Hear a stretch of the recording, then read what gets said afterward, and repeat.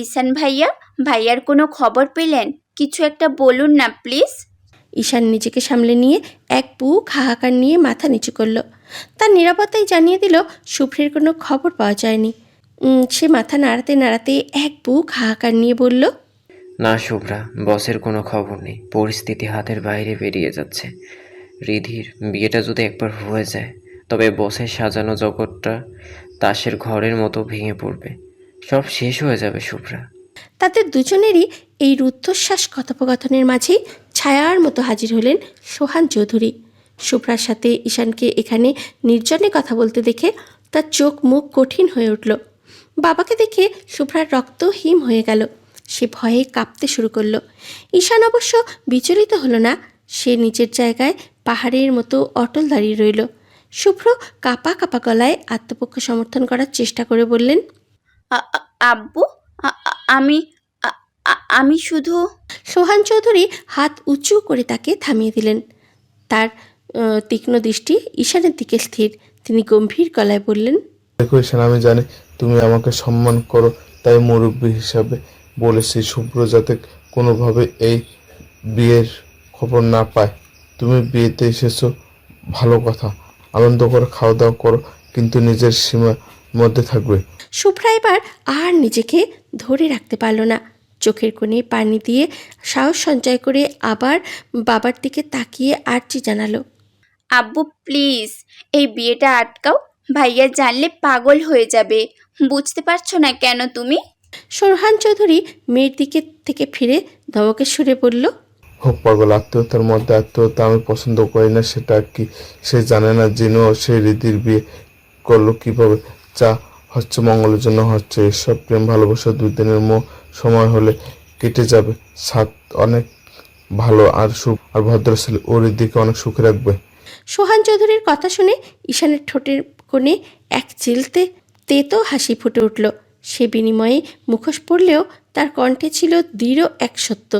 সে সরাসরি সোহান চৌধুরীর দিকে তাকিয়ে বলল, বেয়াদবি মাফ করবেন আঙ্কেল, ছোট মুখে বড় কথা বলছি। আসলে বস, এই পৃথিবীতে আপনি আর আন্টি ছাড়া যদি কাউকে সব থেকে বেশি ভালোবেসে থাকে, তবে সেটা রিধিকে। What I believe. আমি আপনাকে বিয়ে আটকাতে বলবো না, শুধু এতটুকু বলবো, নিজের হাতে নিজেই সন্তানকে ধ্বংসের দিকে ঠেলে দিচ্ছেন। I am telling the truth. Boss জানলে আক্ষরিক অর্থে পাগল হয়ে যাবে। তাকে সামলানোর ক্ষমতা তখন কারো থাকবে না। অতীত, আজ রীতির বিয়ে। পুরো বাড়ি বক্সের সাউন্ডে কাঁপছে। আত্মীয় স্বজনে ভরপুর চারপাশ। উৎসবের এই তীব্র কোলাহলের মাঝে রীতি সকাল থেকে তার রুমে পাথরের মতো চুপচাপ বসে আছে। তার ঠোঁটে হাসি নেই, এমনকি চোখে এক ফোঁটা জলও নেই। আছে শুধু বুক চিরে আসা এক দীর্ঘশ্বাস। সে জানালার গ্রিল ধরে বাইরের আকাশের দিকে তাকিয়ে আছে। বেহায়া মনটা এই শেষ মুহূর্তেও একবার শুভ্র নামক সেই পুরুষটাকে দেখতে চাইছে। রীতি জানে আজকেই হয়তো এই পৃথিবীতে তার শেষ দিন। এরপর থেকে তার পুরো অস্তিত্ব মুছে যাবে। শুধু কোথাও বেঁচে রবে এক টুকরো ধূসর স্মৃতি। এদিকে ঈশানের অবস্থা পাগলের মতো। দেখে মনে হচ্ছে শুভ্রের নয়, বরং তার নিজের ভালোবাসার মানুষের বিয়ে হয়ে যাচ্ছে অন্য কোথাও। আজও সে শেষবারের মতো এয়ারপোর্টে গিয়ে খবর নিয়েছে, কিন্তু ফলাফল সেই শূন্য। শুভ্রের নাম্বারে পাগলের মতো কল দিয়ে যাচ্ছে সে, কিন্তু ওপাশ থেকে সে পরিচিত যান্ত্রিক কণ্ঠস্বর বলছে ফোনটি বন্ধ। শুভ্রের ওপর প্রচণ্ড রাগ হচ্ছে ঈশানের। এভাবে কেউ নিখোঁজ হয়ে থাকে? ঈশান দাঁতে দাঁত চেপে বিড়বিড় করে বলল, বিয়ে হয়ে যাক, হলেই ভালো। তাহলেই নিজের ইগো করার ফল ঠিকঠাক বুঝতে পারবে। অতিরিক্ত কোনো কিছুই ভালো না, যা বস করেছে। দুপুর গড়াতেই বরের সারি সারি গাড়ি রীতিদের বাড়ির সামনে এসে থামল। গেটে হই হুল্লোড় শুরু হয়েছে। বাড়ির ছোট ছোট ছেলেমেয়েরা বরকে গেটে আটকিয়েছে টাকার জন্য। সবার মুখে হাসি, আনন্দ আর ঠাট্টা। ঠিক সেই মুহূর্তেই ভেতরে রীতিকে কোণে সাজানো হচ্ছে। পার্লারের দুইজন মেয়ে নিপুণ হাতে তাকে সাজিয়ে তুলছে, কিন্তু রীতির মনে হচ্ছে তার পরনে লাল বেনারসি নয়, যেন শুভ্র সাদা কাফনের কাপড় পরানো হচ্ছে। সাজানো শেষ করে পার্লারের মেয়েরা চলে গেল। আয়নায় নিজেকে দেখে রীতির নিজেরই চেনা দেয়। রীতিকে একদম আসমান থেকে নেমে আসা পরীর মতো লাগছে। শরীরে দামি দামি গহনা, পরনে জমকালো বেনারসি শাড়ি, 2 হাত ভর্তি মেহেদি আর চুড়ি, মাথার গোলাপ দিয়ে করা বড় খোপার উপরে দামি ম্যাচিং করা ঘোমটা। সব মিলিয়ে সে এখন আস্ত একটা কোণে। রাবেয়া এহসান রুমে ঢুকে নিজের মেয়েকে এই সাজে দেখে আর স্থির থাকতে পারলেন না। তিনি রিদিকে বুকে জড়িয়ে ধরে ডুকরে কেঁদে উঠলেন। রিদি কান্না করল না, বরং ঠোঁটের কোণে এক চিলতে ম্লান হাসি ফুটিয়ে বলল, কাঁদছো কেন মা? আমি চলে যাব সেই কারণে? তোমরা তো এটাই চেয়েছিলে যে আমি চলে যাই। হ্যাঁ মা, আমি অনেক দূর চলে যাব, অনেক দূরে, যেখানে চাইলেও তোমরা আর এই পাগলিটাকে কোনোদিনও দেখতে পাবে না। রাবেয়া এহসান কপালে হাত দিয়ে বিড়বিড় করে বললেন, চলে যাবি মানে? আমি সাত বাবাকে বলবো সপ্তাহে সপ্তাহে যেন তোকে নিয়ে আমাদের বাড়িতে আসে। না আসলে আমি নিজেই তোর শ্বশুর বাড়িতে চলে যাব। রীতি হাসল। তার অবুঝ মা তার গুরু কথাটি ধরতেই পারল না। রাবেয়া এহসান অনেকক্ষণ কান্নাকাটি করে রুম থেকে বেরিয়ে গেলেন। ঘরের উৎসবের আমেজ যেন তাকে টেনে নিয়ে গেল। সবাই বেরিয়ে গেল নতুন বরকে এক পলক দেখার জন্য।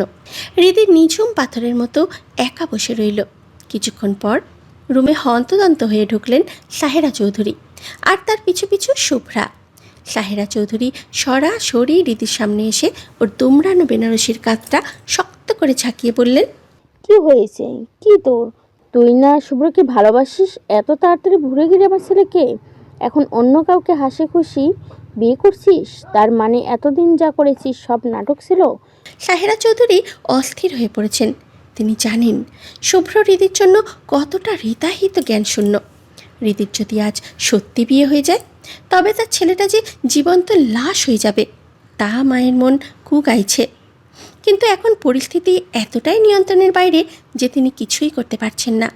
রীতি সাহেরা চৌধুরীর কথা শুনে খিলখিল করে হেসে দিল। সেই হাসিতে কোনো আনন্দ ছিল না, ছিল এক বিভীষিকাময় সুর, যা পুরো ঘরে প্রতিধ্বনি তুলল। ওকে এভাবে পাগলের মতো হাসতে দেখে শুভ্রা ভয় পেয়ে বলল, তুই এভাবে হাসছিস কেন রে রিধি? সাহেরা চৌধুরী গলার স্বর জড়িয়ে রাগ নিয়ে বললেন, খুব আনন্দ লাগছে তোর, তাই না?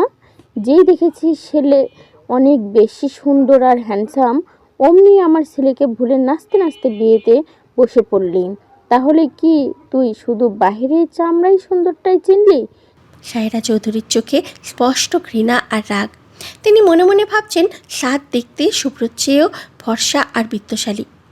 আর এই চাকচিক্য দেখেই হয়তো রীতি খুশিতে আত্মহারা হয়ে শুভ্রকে বিসর্জন দিচ্ছে। সাহেরা চৌধুরীর কথা শুনে রীতি আরও জোরে জোরে হেসে দিল। সেই হাসিতে কোনো সুখ নেই, আছে এক বুক জ্বালাময়ী হাহাকার। সাহেরা চৌধুরীর শরীরটা রীতির হাসিতে রি রি করে উঠল। মেয়েটা যে স্রেফ চামড়ার সৌন্দর্যে কতটা অন্ধ হতে পারে, তা তিনি আজ নিজের চোখে প্রমাণ পেলেন। তিনি সহ্য করতে না পেরে সরাসরি হৃদির গালে সপাটে এক থাপড় বসালেন। পুরো ঘরটা এক নিমেষে স্তব্ধ হয়ে গেল। সাহেরা চৌধুরী ঘৃণা ভরে বললেন, নির্লজ্জ মেয়ে, তোকে দেখে আমার ঘৃণা লাগছে। তোর কারণে যদি আমার ছেলে কিছু হয় তবে মনে রাখিস তোর এই নতুন সংসারেও আমি আগুন লাগিয়ে দিব। বলেই সাহেরা চৌধুরী রাগে কাঁপতে কাঁপতে ঘর থেকে বেরিয়ে যেতে চাইলেন। ঠিক তখনই রীতি পিছন থেকে পাগলের মতো হাসতে হাসতে চিৎকার করে উঠল, হ্যাঁ মামি, তুমি ঠিকই বলেছো। আমি শুভ্র ভাইয়ের চেয়েও সুন্দর আর ফর্সা ছেলে থেকে পাগল হয়ে গেছি। আরে কি আছে তোমার ছেলের মাঝে? গায়েরও বসে আমরা এক বয়ে, ঘাটতারা একটা মানুষ। কি আছে তোমার ছেলের মাঝে? হ্যাঁ, কিছুই নেই। কি আছে তোমার ছেলের মাঝে? কি আছে? কথাগুলো শেষ করতে পারল না রীতি। অট্টহাসির তোরটা মাঝপথেই হঠাৎ ভেঙে গিয়ে ঘর ফাটানো এক বুক ফাটা আর্তনাদ করল। রীতি নিজের লাল বেনারসিটা খামচে ধরে ফ্লোরে বসে পড়ল।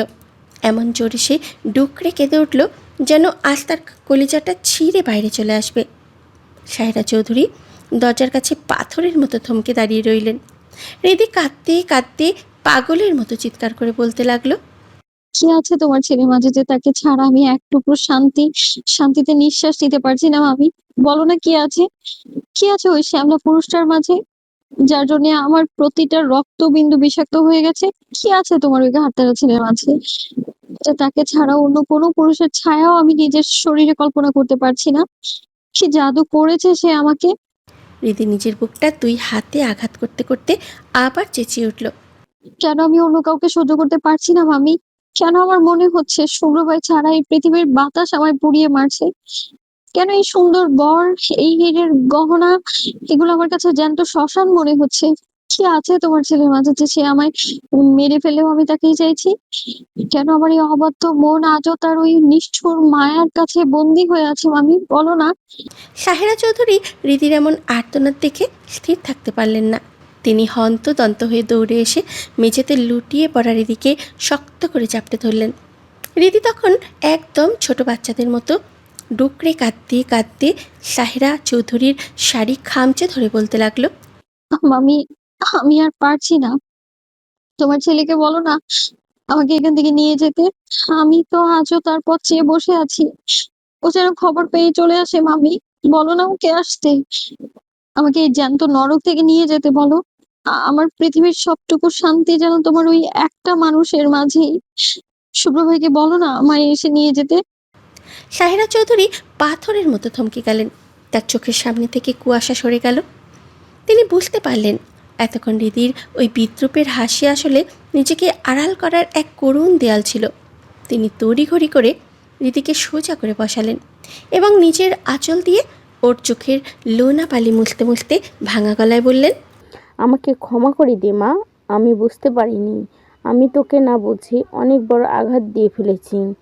রীতি তখন সাহেরা চৌধুরীকে জড়িয়ে ধরে একদম হাউ মাউ করে কেঁদে উঠল।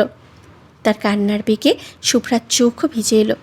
রীতি কাঁদতে কাঁদতে হিক্কা তুলে বলতে লাগলো, আমি পারছি না মামি, আমি শেষ হয়ে যাচ্ছি। সবাই আমাকে আজ হাসি খুশি দেখছে কিন্তু আমি ভালো নেই। প্রতিটা সেকেন্ডে নতুন করে মরে যাচ্ছি আমি। এই সাজ, এই আলো সবই আমায় দাগ করছে মামি। রীতির চোখের পানিতে সাহেরা চৌধুরীর শাড়ির কাঁধ একেবারে ভিজে একাকার। কান্নার তোরে হৃদির সযত্নে করা বিয়ের সাজ নষ্ট হয়ে যাচ্ছে। চোখের কাজল গাল বেয়ে গড়িয়ে পড়ছে। সাহেরা চৌধুরীও আর নিজেকে সামলাতে পারলেন না। তিনিও হৃদিকে বুকে চেপে ধরে ডুকরে কেঁদে উঠলেন। হৃদি কাঁদতে কাঁদতে বলতে লাগলো, যাকে ভালোবেসে পাওয়া যায় না সেই কষ্ট হয়তো মেনে নেওয়া যায় মামি, কিন্তু আমি তো শুভ্র ভাইকে পেয়েছিলাম। তার ওই নির্লিপ্ত চোখের দিকে তাকিয়ে আমি পুরো জগৎ দেখেছিলাম। সেই মানুষটাকে নিজের করে পেয়েও এভাবে হারিয়ে ফেলা আমি কি করে সইবো? আমার ছেলেটা আমাকে মেরে ফেললো মামি। কেন সে আমায় একটুখানি ভালোবাসার মায়া দেখিয়ে চিরকালের মতো একা করে দিল? কেন আমাকে ছেড়ে গেল সে? কেন একটুখানি আমায় ভালোবাসলো না? এত ভালোবেসেও কেন আমি বিনিময়ে একটুও ভালোবাসা পেলাম না? হৃদির কণ্ঠস্বর এখন কান্নায় রুদ্ধ হয়ে আসছে, যেন প্রতিটি শব্দের সাথে তার আত্মাটা বের হয়ে আসছে। সে আবার আর্তনাদ করে বলল, তোমার ছেলে কেন এত আসক্তি মামি? সে দূরে গেলে ঘৃণার বদলে আমি তাকে আরো হাজার গুণ বেশি ভালোবেসে ফেলি। তোমার ছেলের মাঝে কি এমন মোহ আছে যে অবহেলার মাঝেও তাকে সব থেকে বেশি আপন লাগে আমার? তোমার ছেলে কেন আবেগ মাখা মামি? তাকে দেখলেই আমার সব আবেগ জমে পাথর হয়ে যায় কেন মামি? বলো না মামি কেন? হৃদির অবস্থা তখন হিতাহিত জ্ঞানশূন্য। কাঁদতে কাঁদতে প্রায় হারানোর উপক্রম। ওর বুক ফাটা কান্নার শব্দ শুনে সোহান চৌধুরী আর ইকবাল এহসান দ্রুত রুমে ঢুকলেন। নিজের আদরের মেয়েকে এভাবে মেঝেতে লুটিয়ে থাকতে দেখে ইকবাল এহসান পাথরের মতো থমকে দাঁড়ালেন। তিনি হৃদির কাছে গিয়ে ওকে টেনে সোজা করে দাঁড় করালেন। হৃদি তখন দিশেহারা। নিজের হুঁশ হারিয়ে সে তার বাবাকে জড়িয়ে ধরে ডুকরে কেঁদে উঠল।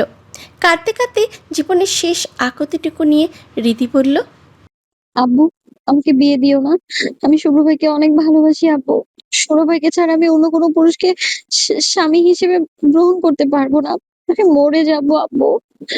হয় আমার শুভ্র ভাইকে এনে দাও, না হয় নিজের হাতে আমার গলা চিপে মেরে ফেলো আমায়। হুট করে হৃদির এমন পাগলামি দেখে ইকবাল এহসান আর সোহান চৌধুরী চমকে উঠলেন। নিচে তখন কাজী সাহেব কনেকে ডাকাত তাগাদা দিচ্ছেন। বিয়ের লগ্ন বয়ে যাচ্ছে, আর ঠিক এই মুহূর্তে রীতি আবার সেই পুরনো জেদ ধরে বসেছে।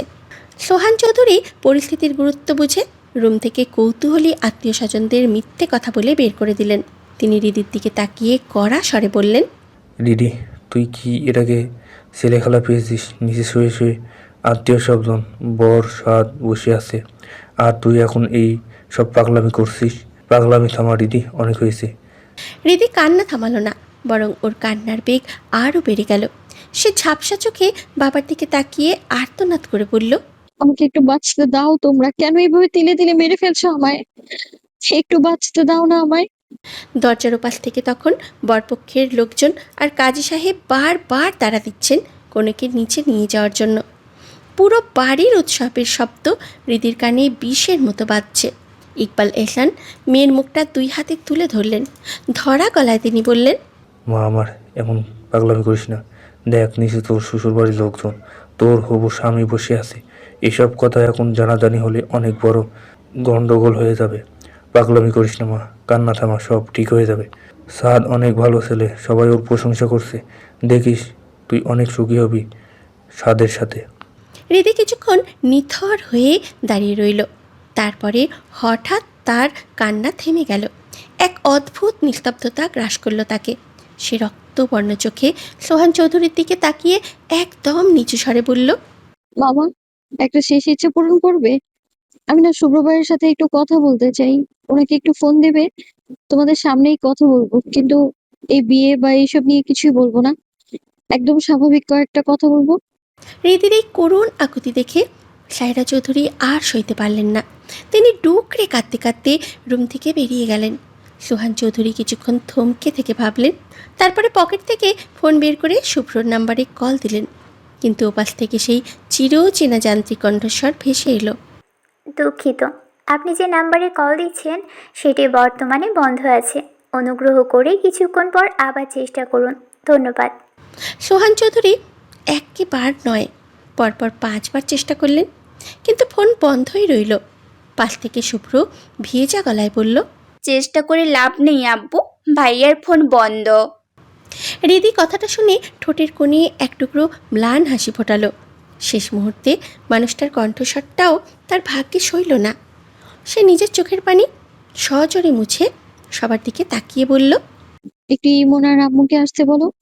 শুভ্রা দ্রুত গিয়ে ইমন আর রাবেয়া এহসানকে ডেকে আনলো। হৃদি ছোট ভাই ইমনকে জড়িয়ে ধরে আবার ডুকরে কেঁদে উঠল। ইমনও তার আপুকে শক্ত করে জড়িয়ে ধরে কাঁদতে কাঁদতে বলল, আবু তুমি কেঁদো না, আমি সাদ ভাইয়ার সাথে কথা বলে আসলাম। উনি অনেক ভালো, আমায় অনেক আদর করেছেন। দেখো, তোমাকেও অনেক আদর করবে, তুমি কষ্ট পেও না আপু। হৃদি কোনো উত্তর দিল না, শুধু ইমনকে জড়িয়ে ধরে কাঁদতে লাগলো। তারপর সে রাবিয়া এহসানকে জড়িয়ে ধরে কাঁদল, শুভ্রাকে জড়িয়ে ধরে কাঁদল। রুমের প্রতিটি মানুষের বুক ফেটে যাচ্ছিল হৃদির এই বিদায়ী আলিঙ্গন দেখে। সবার থেকে আলাদা হয়ে হৃদি তার চোখের জল মুছে ফেলে শান্ত স্বরে বলল, আমি একটু ওয়াশরুমে যাব। সোহান চৌধুরী চিন্তিত চোখে শুভ্রাকে ইশারা দিলেন হৃদির সাথে যেতে। শুভ্রা হৃদির হাত ধরে ওয়াশরুমের দরজা পর্যন্ত নিয়ে গেল। হৃদি ধীর স্থির পায়ে ভেতরে ঢুকল এবং সজোরে দরজাটা আটকে দিল। খিল আটকে দেওয়ার শব্দটা পুরো রুমে প্রতিধ্বনি তুলল। সবাই দরজার ওপাশে দাঁড়িয়ে ওর জন্য অপেক্ষা করতে থাকলো। এভাবে 5 মিনিট কেটে গেল, কিন্তু হৃদি বের হচ্ছে না। নিচ থেকে মানুষের তাড়া আর সানাইয়ের শব্দ যেন আরও তীব্র হয়ে উঠেছে। শুভ্রার বুকের ভেতরটা হঠাৎ অজানা আশঙ্কায় ধক করে উঠল। সে ওয়াশরুমের দরজায় জোরে কড়া নেড়ে বলল, হৃদি, শুনতে পাচ্ছিস? হয়েছে তোর, অনেক দেরি হয়ে যাচ্ছে তো। কিন্তু ভেতর থেকে কোনো সাড়া নেই, কোনো পানির শব্দ নেই, কোনো নড়াচড়া নেই। এভাবেই 10 মিনিট পার হয়ে গেল। এবার সবাই অস্থির হয়ে উঠল। সোহান চৌধুরী আর ইকবাল এহসান দরজায় পাগলের মতো ধাক্কাতে লাগলেন, চিৎকার করে চারিদিকে হৃদিকে ডাকতে লাগলেন। কিন্তু ভেতরটা যেন কবরের মতো নিস্তব্ধ। রুমের ভেতরে লোকজনের চিল্লাহাল্লা আর কান্নাকাটি শুরু হয়ে গেল। ঠিক সেই মুহূর্তে রাসেল হন্তদন্ত হয়ে রুমে ঢুকলো। রাসেলের মনটা এমনিতেই ছ্যাঁকা খাওয়া অবস্থায় ছিল। নিজের প্রিয় ক্র্যাশের বিয়ে হয়ে যাচ্ছে অন্য কোথাও, এই কষ্ট সে সইবে কী করে? কিন্তু সবাইকে ওয়াশরুমের দরজায় এভাবে আছাড়ি পিছাড়ি খেতে দেখে সে ঘাবড়ে গিয়ে বলল, কি হয়েছে? ইকবাল এহসান অস্থির হয়ে রাসেলের হাত চেপে ধরে আর্তনাদ করে বললেন, বাবা রাসেল, একটু দরজাটা ভেঙে দাও না। ভেতরে হৃদি, ও দরজা খুলছে না, কোনো শব্দও করছে না, আমার খুব ভয় করছে রে। রাসেল আর দেরি করল না। সে পাগলের মতো দরজায় কাঁধ দিয়ে ধাক্কাতে লাগলো। মুখে হৃদির নাম নিয়ে বারবার চিৎকার করছে সে, কিন্তু কোনো উত্তর নেই। শেষমেশ রাসেল আরেকটা ছেলে মিলে জান প্রাণ দিয়ে দরজায় শেষ ধাক্কাটা দিল। কড়াত করে শব্দ হয়ে ছিটকিনিটা ভেঙে গেল এবং দরজাটা হাট হয়ে খুলে গেল। ভেতরের দৃশ্যটা দেখা মাত্রই সবার চোখ কপালে উঠল। ঘরের বাতাস যেন এক নিমেষে জমাট বেঁধে গেল। রীতি ওয়াশরুমের মেঝেতে লুটিয়ে পড়ে আছে। তার সেই দামি লাল বেনারসিটা মেঝেতে ছড়িয়ে আছে রক্তের মতো। রীতির ফর্সা মুখটা নীলচে হয়ে গেছে আর তার মুখ থেকে সাদা ফিনকির মতো তরল ফেনা বের হচ্ছে। বিষের উগ্র গন্ধে পুরো ওয়াশরুমটা ভরে গেছে। ইকবাল এহসান কলিজা ফাটা এক চিৎকার দিয়ে মেয়ের নিথর দেহের উপরে আছড়ে পড়লেন। দিদি, মা আমার কথা বলো, চোখ মেল মা। মুহূর্তের মধ্যে পুরো বাড়ির উৎসবের আলো যেন নিভে গেল। সবাই হৃদির নিথর দেহের উপরে পাগলের মতো ঝাঁপিয়ে পড়ল। রাবেয়া এহসান মেয়ের এই অবস্থা দেখে কলিজা ফাটা এক চিৎকার দিয়ে ওখানেই জ্ঞান হারালেন। চারিদিকে তখন এক বিভৎস হাহাকার। শুভ্রা কাঁপতে কাঁপতে রাসেলের হাত থেকে ফোনটা ছিনিয়ে নিয়ে ঈশানকে কল করলো। খবর পাওয়া মাত্র ঈশান পাগলের মতো গাড়ি চালিয়ে রিদিদের বাড়িতে ছুটে আসলো। সে ওয়াশরুমে ঢুকে রিদির অবস্থা দেখে পাথরের মতো থমকে গেল। সে মনে মনে যা সন্দেহ করেছিল তাই হলো। যেদি মেয়েটা সত্যিই নিজেকে শেষ করে দিল। লাল বেনারসি পরা রিদি যেন এক টুকরো নিথর মার্বেলের পাথরের মতন পড়ে আছে। বাড়ির লোকজন হুড়োহুড়ি করে রিদিকে পাজা কোলা করে ধরে হাসপাতালের দিকে ছুটল। এদিকে বরপক্ষ তো ক্ষেপে আগুন হয়ে গেছে। তারা চিৎকার করে বলতে লাগলো, মেয়ের অমতে এভাবে জোর করে বিয়ে দেওয়া অপরাধ। তারা পুলিশের হুমকি পর্যন্ত দিয়ে বরের গাড়ি ঘুরিয়ে সজোরে গেট দিয়ে বেরিয়ে চলে গেল। পুরো ঘর তখন বিলাপের শব্দে ভারী হয়ে আছে। ঈশানের চোখ হঠাৎ ওয়াশরুমের বেসিনের উপর পড়ল। সেখানে ধপধপে সাদা দুটি কাগজ নিখুঁতভাবে ভাঁজ করে রাখা। শুভ্রাও চোখ সেখানে পড়ল। ঈশান এক বুক আতঙ্ক আর কাঁপা কাঁপা হাতে কাগজ দুটো হাতে নিল। সে বুঝতে পারল এই কাগজগুলো শুধু সাদা পাতা নয়, এগুলো রীতির শেষ আর্তনাদ। ঈশান প্রথমে কাগজটা ধীরে ধীরে পড়তে শুরু করলো। আমার প্রাণের পরিবার, বাবা মা, জানি না এই চিঠিটা যখন তোমাদের হাতে পৌঁছবে তখন আমি কোথায় থাকবো। হয়তো কোনো এক না ফেরার দেশে, যেখানে কোনো সামাজিক লজ্জা নেই, কোনো হৃদয়ের রক্তক্ষরণ নেই। আজ আমার বিয়ের রাত, চারিদিকে খুশির রোশনাই, সানাইয়ের সুর। সবাই ভাবছে রিদি আজ রাজকুমারী সেজে অন্য এক প্রাসাদে চলে যাবে, কিন্তু কেউ আমার ভেতরের দাহটা দেখতে পেল না। কেউ বুঝলো না এই লাল বেনারসিটা আসলে আমার কাফনের কাপড়। বাবা, তুমি আমাকে সব সময় তোমার রাজকন্যা বলে ডাকতে। আমার প্রতিটা আবদার তুমি হাসি মুখে পূরণ করেছো, কিন্তু বাবা, জীবনের সব থেকে বড় আবদারটা আমি তোমার কাছে করতে পারিনি। আমি জানতাম তোমার সম্মান তোমার কাছে পাহাড়ের সমান উঁচু, আর সেই সম্মান বাঁচাতে গিয়ে আমি নিজের ভেতরটা পুড়িয়ে ছাই করে ফেলেছি। সৌরভ ভাইকে আমি কতটা ভালোবেসেছিলাম তা হয়তো কাউকে বোঝাতে পারবো না, আমি পারিনি। সৌরভ ভাই শুধু আমার প্রেম ছিল না বাবা, সে ছিল আমার নিঃশ্বাস। সে যখন আমাকে মাঝপথে একা ফেলে নিরুদ্দেশ হয়ে গেল, তখন থেকে আমি প্রতিটা সেকেন্ডে মরে যাচ্ছিলাম। আর যখন তুমি আমাকে অন্য একজনের হাতে তুলে দেওয়ার জন্য তৈরি হচ্ছ, তখন না আমার মনে হচ্ছে তুমি আমাকে জীবন্ত কবরে পাঠাচ্ছ। ক্ষমা করে দিও বাবা, তোমার রাজকন্যা আর পারলো না তোমার মান রাখতে গিয়ে। আমি আর নিজেকে সইতে পারছি না। মা, তুমি তো আমার মনের সব খবর জানতে মা। আমার চোখের কোণে একজল বিন্দু জমলে তুমি বুঝতে পারতে, তাহলে আজ কেন আমার আমার এই চিৎকার তোমার কানে পৌঁছালো না? কেন তুমি আমায় বুকে টেনে নিয়ে বললে না যে যেখানে সুখ নেই সেখানে যাওয়ার দরকার নেই? মা, যখন বিয়ের সাজে আমাকে আয়নার সামনে বসিয়ে দিলে তখন আমার মনে হচ্ছিল আমার কলিজাটা কেউ হয়তো ধারালো ছুরি দিয়ে কাটছে। আমি তো অন্য কারো হতে পারবো না মা। শুভ্র ভাইয়ের নাম আমার রক্তে মিশে আছে। যে শরীরে অন্য কারো অধিকার আমি কল্পনাও করতে পারি না, সেই শরীর অন্য কাউকে সঁপে দিয়ে আমি বেঁচে থাকবো কি করে? আমি জানি আমার পরপারে যাওয়ার খবরে তুমি সব থেকে বেশি কাঁদবে, কিন্তু মা বিশ্বাস করো, ধীরে ধীরে প্রতিদিন মরে যাওয়ার চেয়ে একেবারে মরে যাওয়া অনেক বেশি শান্তির। তোমরা আমাকে অনেক আগলে রেখেছিলে, কিন্তু শুভ্র ভাইয়ের ওই মায়াবী আসক্তি থেকে আমাকে কেউ বের করতে পারলে না। শুভ্র ভাই এমন এক পুরুষ যে দূরে গিয়েও আমার চারপাশটা বিষাক্ত করে দিয়ে গেছে। তার অবহেলা আমি সইতে পেরেছি, কিন্তু তার অভাব আমি সইতে পারছি না। আমি এই পথটা কেন বেছে নিলাম জানো? কারণ আমি চাই না আমার কারণে আমাদের পরিবারের গায়ে কোনো কলঙ্ক লাগুক। আমি যদি আজ পালিয়ে যেতাম, তবে সমাজের মানুষ তোমাদের দিকে আঙুল তুলতো। আমি মরে গেলে হয়তো তোমরা কিছুক্ষণ কাঁদবে, কিন্তু সমাজের সামনে তোমাদের মাথা নিচু হবে না। আমি নিজের জীবন দিয়ে তোমাদের সম্মানটুকু বাঁচিয়ে গেলাম। পুরো পরিবারের কাছে আমার শেষ কথা। আমি তোমাদের সবাইকে অনেক ভালোবাসি। আমি কোনোদিনও তোমাদের অবাধ্য হতে চাইনি। কিন্তু ভালোবাসা জিনিসটা বড় অদ্ভুত। শুভ্র ভাই আমাকে শিখিয়েছিল কিভাবে তাকে ছাড়া এক মুহূর্ত বাঁচা যায় না। আজ তার সেই শিক্ষাটাই আমি অক্ষরে, অক্ষরে পালন করছি। বিয়ের এই সাজে আমি নিজেকে বড় বেশি অপবিত্র বোধ করছি। আমার আত্মাটা অনেক আগেই মরে গেছে। শুধু শুধু শরীরটা মুক্তি পাচ্ছে। তোমরা কেউ শুভ্র ভাইকে দোষ দিও না। হয়তো আমার ভাগ্যেই সুখ ছিল না।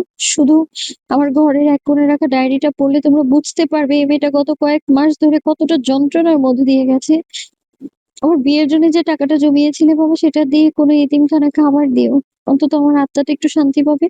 বিদায় বাবা, বিদায় মা। এই অভাগী মেয়েটাকে যদি পারো তবে মাফ করে দিও। আমি এক সমুদ্র তৃষ্ণা আর শুভ্র ভাইয়ের প্রতি এক আকাশ আসক্তি নিয়ে চলে যাচ্ছি। পরপারে হয়তো আমার আর শুভ্র ভাইয়ের কোনো বিচ্ছেদ থাকবে না। চিঠির শেষে রীতির শেষ কথা। আমি তোমাদের হৃদি হয়েই মরতে চেয়েছিলাম, কোনো কারো অর্ধাঙ্গিনী হয়ে নয়। আজ আমি আমার নিজের সিদ্ধান্তে স্বাধীন হলাম। দয়া করে আমার লাশের পাশে যেন কেউ কোনো কান্নাকাটি না হয়, কারণ আমি আজ সব কষ্ট থেকে মুক্তি পেলাম। ইতি, তোমাদের আদরিণী হৃদি, আমার আসক্তি শুভ্র ভাই। আপনি আমার এমন একটা আসক্তি, পুরুষ দূরে গেলে অভিমানের বদলে আমি আপনাকে আরো বেশি ভালোবেসে ফেলি। আমার সবথেকে বাজে অনুভূতি হচ্ছে আপনি যখন অনেক দূরে থাকেন, আপনি যখন কাছে থাকেন, তখন পৃথিবীটা আমার মুঠোয় মনে হয়। আর আপনি দূরে গেলে আমার মনে হয় আমি এক জনশূন্য দ্বীপে দাঁড়িয়ে নিজের অস্তিত্বের সাথে লড়াই করছি। জানেন, আপনাকে ভালোবেসে আমি কোনোদিনও শান্তি পাইনি, কিন্তু এই অশান্তিটাই আমার জীবনের পরম পাওয়া। আপনি কি জানেন আপনার নীরবতা আমাকে কিভাবে কুরে কুরে খায়? আপনি যখন কথা বলেন না, তখন চারপাশের শব্দগুলো আমার কানে তপ্ত সীসার মতো বিধে। আমি চেয়েছিলাম আপনার বুকে মাথা রেখে একা আকাশ নীল দেখতে, কিন্তু আপনি আমাকে দিলেন এক গহীন অন্ধকার রাত। আপনি আমার সেই অসম্পূর্ণ কবিতা যাকে আমি সহস্রবার লিখেও শেষ করতে পারিনি। আপনার চোখের ওই গভীরতা আমাকে বারবার ডুবিয়ে মারে, তবুও আমি সেখানেই ডুবতে চাই, বারবার, হাজারবার। আপনি চলে যাওয়ার পর থেকে প্রতিটা প্রহর আমার কাছে এক একটা যুগের মতো মনে হয়েছে। আমি আকাশের নক্ষত্রের কাছে আপনার খোঁজ করি, বাতাসের ঘ্রাণে আপনার গায়ের গন্ধ খুঁজি, কিন্তু আপনি নেই, কোথাও নেই। শুভ্র ভাই, আপনি কি একবারও ভেবে দেখলেন না এই পাগলিটার কি হবে? আপনি তো জানতেন আপনার বাইরে আমার কোনো পৃথিবী নেই।